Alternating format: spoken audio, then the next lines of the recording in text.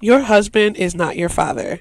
I need you to hear that. Because some of the arguments, the distance, even the tears in your marriage or relationship, they don't always come from what's happening right now. Many times they're just old wounds showing up in the present. And if you don't heal with that, you'll keep putting the weight on your past on the man who's trying to love you today. Welcome back to For Better For Real podcast, where we keep it raw, we keep it real and honest about our marriage, our healing, and our growth. This is the place where women come to take off the mask, dig deep, and figure out how to thrive in love without losing themselves.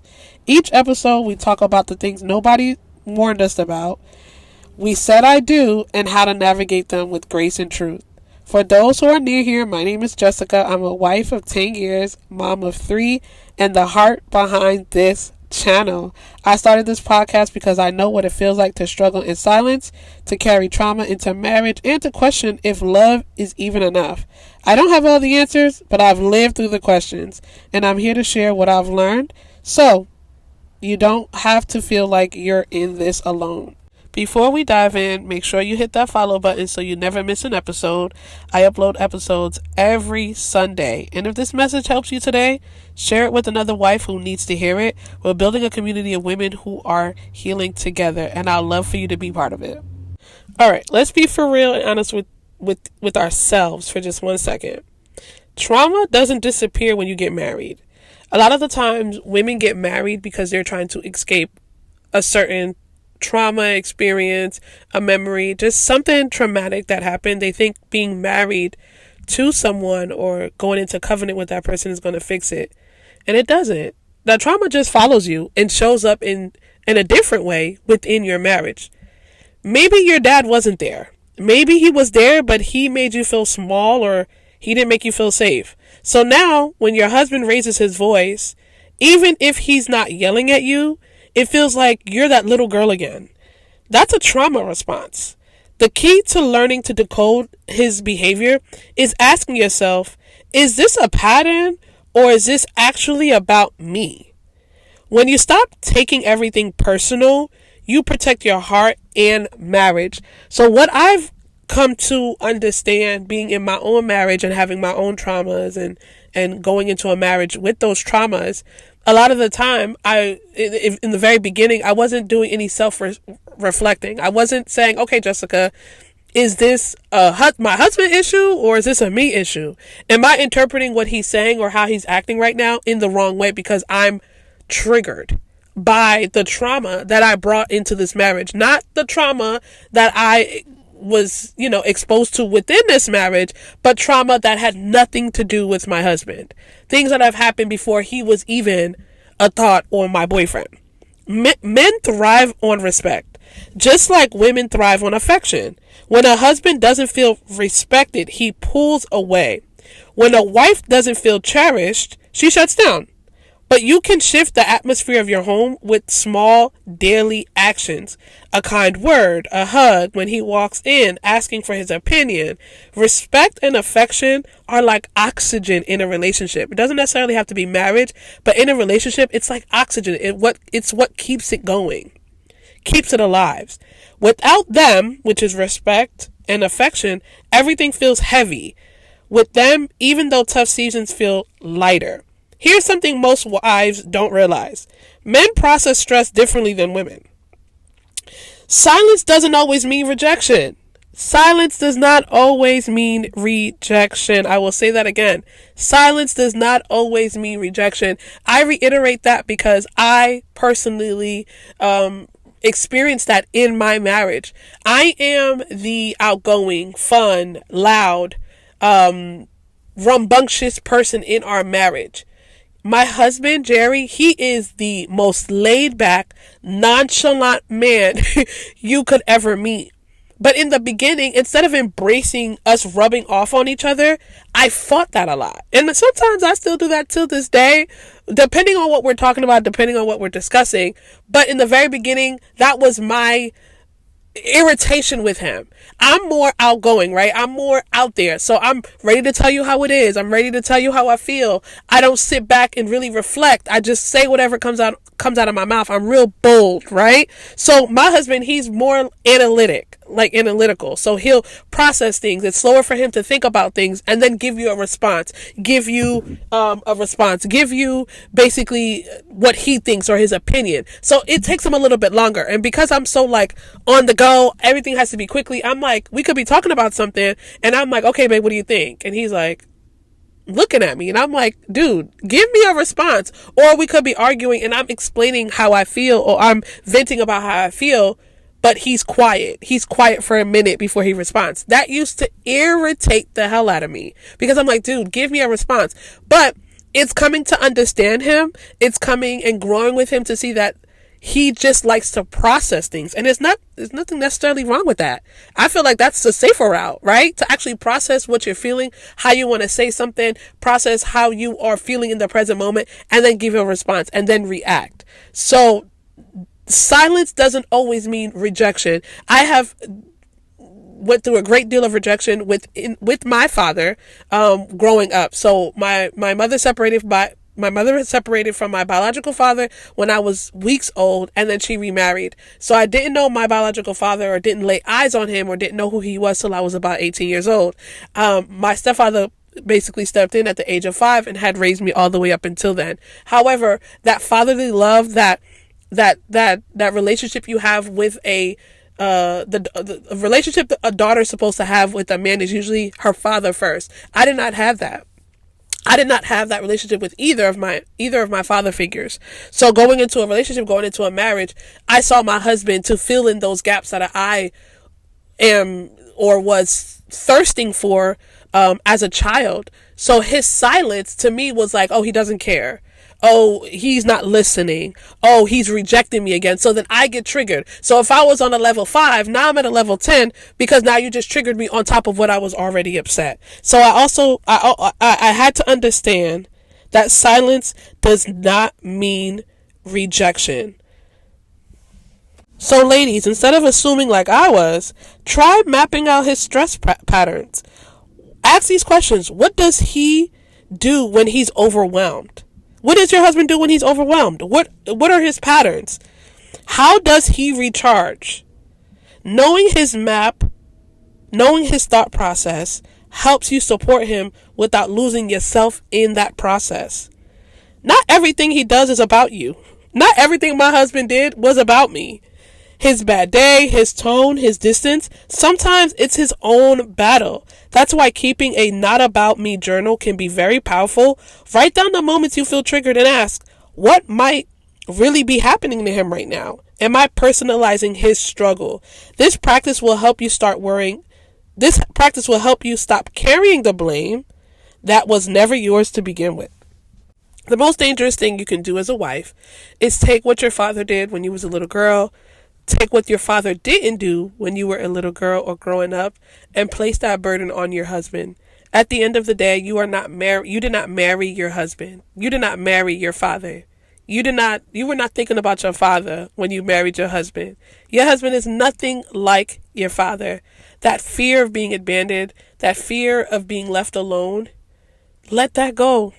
Let it go. Because if you have a husband that is loving, caring, he makes you feel safe. He makes you feel secure. He provides. He's a great father if you guys have children. Then a lot of the times he's not doing things or not responding in the way that you want to respond. That sometimes doesn't necessarily have anything to do with you. Men, husbands go through things. Just like us women, we have our cycles in life. We have our struggles. We have kids we have to take care of. We have the world. We have the world on our shoulders and on our backs. The same thing for husbands. They have great responsibilities, especially being the leader of a home, being a leader and the head of a household. That comes with a lot of responsibility. That comes with a lot of headache. A lot of the time, ladies, these men are not targeting us personally. Now, please do not take if you know you have a husband who is a narcissist, he is controlling, he's manipulative. This is not the type of husband I'm talking about. I'm talking about the husband that you know for a fact you got a good man. You know for a fact he does his very best to take care of you and your children. However, he falls short in some areas. Maybe that's responding to your needs. Maybe that's listening to your concerns. He doesn't know how to relate, right? He doesn't know how to comprehend what you're telling him. He doesn't know how to help you. Sometimes these men, they don't be knowing how to help. When I was going through my depressive episodes in me and my husband's, I want to say year 4, 5, he looked at me dead in my eyes and said, girl, you need help. You need to go seek someone. You need to go see a professional. Okay? My husband did not know how to help me. He did not know what to do. He did not know who to reach out to. He didn't have the slightest idea, but he looked at me and said, you need help. And that's in fact what I did. Our husbands are not going to know everything. Just like our fathers and our parents didn't know everything. Everyone's figuring it out. So ladies, your husband is not your father. Just because your father hurt you or abandoned you or made you feel rejected doesn't mean your husband's going to do the same to you. And while you're decoding your husband, don't forget about yourself, sis. Do not forget about yourself. Ask yourself daily, what did I do today that nourished me? Because you can't pour from an empty cup. You can't give into your husband. You can't give into your children. You can't give into anyone else around you if you are empty, if you are unfulfilled, if you are pouring from nothing. You won't be able to give your all to the people around you, to your family, to your children. When you take care of yourself mentally, emotionally, and spiritually, you show up as the best version of yourself in a marriage. Ladies, do you know that being the best version of yourself can change your husband? And even in the Bible, it says that you being a disciple of Jesus Christ, you carrying the fruits of the Spirit, you being the wife, you bring a Proverbs 31 woman to your husband. If your husband is unsaved, if your husband has a nasty attitude, if your husband is unbelieving, if your husband is a narcissist, if your husband is in any way abusive, your attitude, your walk can change him. Now, that's a case by case. Some people don't want to be changed. Some people want to stay the way that they are. But in some cases, a lot of people change moods. They change their way of being with a person, being with their spouse, being with their wife. A lot of men due to environmental things like work, stress about life. So if your husband is going through a transition, let's just say he's going through a transition and he's a little bit meaner, or he's a little bit short with you. A lot of the times he's going through something. So if he sees that you're soft, you're still catering to him, you're still serving him, you're asking him, how's he doing? What more can you do as a wife? What more can you do to lighten his load? He's going to look at you like, girl, what? No. He's going to have that soft spot in his heart that hardened because of whatever's going on is going to start to soften, and then he's going to begin to open up. Ladies, just like we like to feel safe, let me tell you something. Men love to feel safe in the household, in the marriage, in the relationship. Trust me. Go over to your husband now as you're listening to this or after you listen to this episode, and go ask your man, go ask your husband, hey babe, do I make you feel safe? When he comes home from work or when he clocks out of that job that he might hate, but has to work at because he needs to provide. When he clocks out, is he excited to come home? Is he excited to be with you? Is he excited to come and be with you and the kids? When he turns that key in that door, is it a load off his back that he's home in a safe space? Ladies, you have to be the safe space for your husband. Just like we want a safe space, they need a safe space as well. And when both of you guys are pouring from a full cup, it's the most beautiful thing that can happen in your marriage. Me and my husband, we've been the happiest that we've ever been in our marriage, and we're at year 10. Only year 10. And I want to say the last 2 years, we've had some bumps in the road, but I want to say in the last 2 years or year and a half, it's been a bliss. Do we argue? Hell yeah. We argue. Not all the time, but we argue most of the times it's not even an argument. It's basically us just going back and forth about a certain topic, and sometimes it takes us longer for us to be on the same page. But because we're at a point where he knows me, I know him, I understand his triggers, he understands my triggers, I understand how he needs to process, he understands how I need sometimes to get what I need to get out. We understand each other, so it's a bliss. It's a bliss. And this relationship, we were going to get a divorce year 4, year 5, year 6. And we have 3 little children together. So, ladies, you can get to a place where you are feeling very much secured in your marriage. You can get to a place where your husband shows you that he loves you. You can get to a place where you're not always doubting if your husband does love you. Does he in fact care? Because you are taking trauma from your father's house. You're taking trauma, the rejection that you experience as a child, and you're projecting that on your husband. Do not project anything that happened in your past on to your husband. They don't deserve it.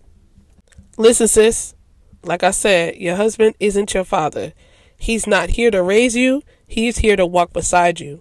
When you stop confusing past wounds and present love, you give your marriage a chance to grow in freedom and not fear. If this episode spoke to you, share it with a friend who needs this encouragement. And don't forget to check out the resources I've created in the link in my bio. So I have opened up my schedule to do one-on-ones with any wife that is looking to nourish her marriage, looking to get her identity back in her marriage. I would love to speak to you ladies, so please hit the link in my bio to personally talk to me. Until next time, remember, you can love him without losing you.